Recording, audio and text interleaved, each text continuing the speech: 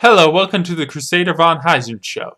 This episode will be covering the great flaw of convincing people with logical arguments. Logic and reason is a powerful tool that one can use to convince people of the truth of Christianity, but that tool has limits.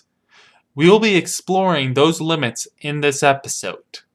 There has been several weaknesses about logic that has appeared over history. One interesting flaw is that some have stated that logic and reason are circular because one must reason in order to reason whether or not reason is to be trusted and valued. Thus, one must use logic to prove or disprove logic, which is circular. But given that reason and logic are unavoidable for rational entities, one must have faith in order to avoid the absurdity of denying our ability to think, reason, and perform logic. However, this flaw is not the greatest weakness of logic. The second flaw is far more major. The great flaw of logic is that on its own, it lacks the ability to convince someone of anything. This becomes apparent with two quotes. The first quote is from Thomas Aquinas, which is, "However, it is to be borne in mind, in regard to the philosophical sciences, that the inferior sciences neither prove their principles nor dispute those who deny them, but leave this to a higher science. Whereas the highest of them, viz. Metaphysics, can dispute with those who deny its principles, if only the opponent will make some concession. But if he concedes nothing, it can have no dispute with him, though it can answer his objections." The key word here in this quote is concession.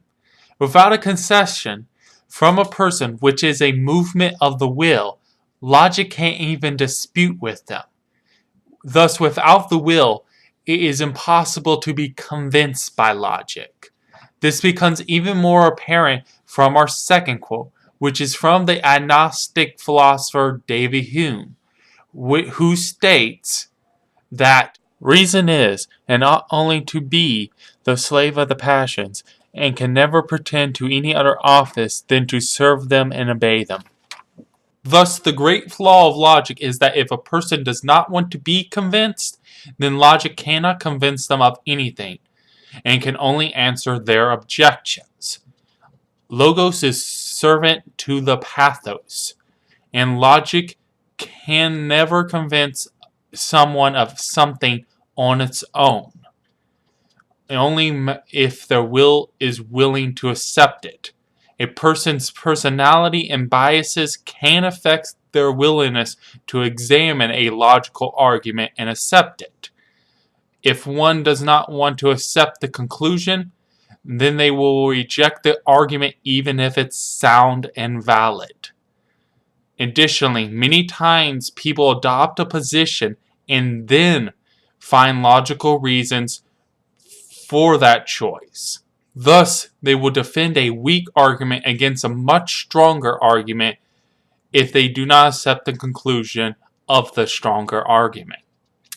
This flaw really comes onto its own when discussing inductive arguments about serious issues. It's kind of hard to reject a deductive argument based off of one's emotion, given their mathematical-like nature, but it's far easier to rebuff inductive arguments because of their probabilistic nature.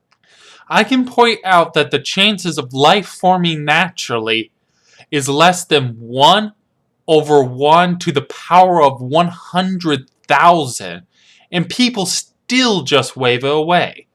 Even when I was younger and considering whether or not Neo-Darwinism is true, I still thought the origin of life was a huge problem for evolution and still needed to be better addressed.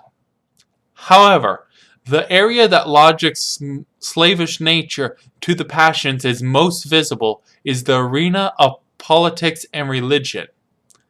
Many politicians and their most fanatical supporters are generally unable to emphasize with the other side. Particularly on the left, though somewhat on the right too, there's a fixation on destroying the other side and not actually explaining their point of view and arguing to attain the optimal policy. I remember recently that one college communist once said that someone must be a communist before they can critique communists, although if one was a true communist, then they would not critique communism. The point of this is that generally people put feelings before rationality. People believe what they believe because of their personalities and their environment instead of rationally thinking out every part of their worldview. Reason is the cheapest tool we have, and it is rarely used in modern culture. Logic's servitude to the passions needs to be taken account in apologetics in order to be truly effective. It can be dealt with in two ways: accommodate it or neutralize it. Let's deal with accommodation first. My first and most important step in accommodation is to acknowledge the fact that logic is slave to the passions and proceed to rarely bring it up in discussion or not bring it up at all. From my experience, if you tell someone that they have ulterior motives or are using pseudo-logic as a screen for their selfish personal desires, they will most likely become enraged at the assertion, even if it's true. This leads to the second guideline, which is not to make the person upset and inflame their passions against you. Angry people are notoriously resistant to logical discussions, so why apologizing? Do not actively try to upset the person senselessly. As the saying goes, do not kick over the beehive if you want its honey. Do not enrage others if you want to convince them. My last tip is to appeal to their better passions. We are humans made in the image of God, and we have the law on our hearts. Try to sway their passions and heart to be more favorable to your position. The second way to solve this issue is neutralizing it with philosophy. And when I say philosophy, I do not mean logic, but the root meaning of the word. The root meaning of philosophy is loving wisdom.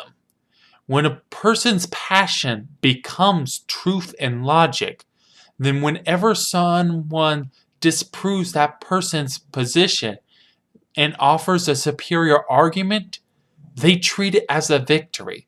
This is because their love is truth and wisdom. Thus, when someone proves them false, they are getting closer to their love.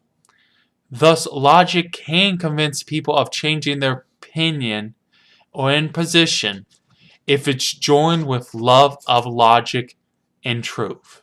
A Christian should not shy away from instilling the love of truth in people, because after all, the Lord God of hosts is the primal truth. A honest love of truth will most likely bring someone to the truth of the divine. Do not be timid as if Christianity is not true, or as if our sources and proofs are unreliable. Just because the modern Zen guys acts as if religion is unintellectual, that does not mean it actually is. There is plenty of information showing that a creator exists. The logical and superior position is to believe in God, and it's obvious if one looks for it with an open heart. Thus, we as Christians should embrace instilling truth in people and embrace philosophy. Hope you all have a good day, and God bless.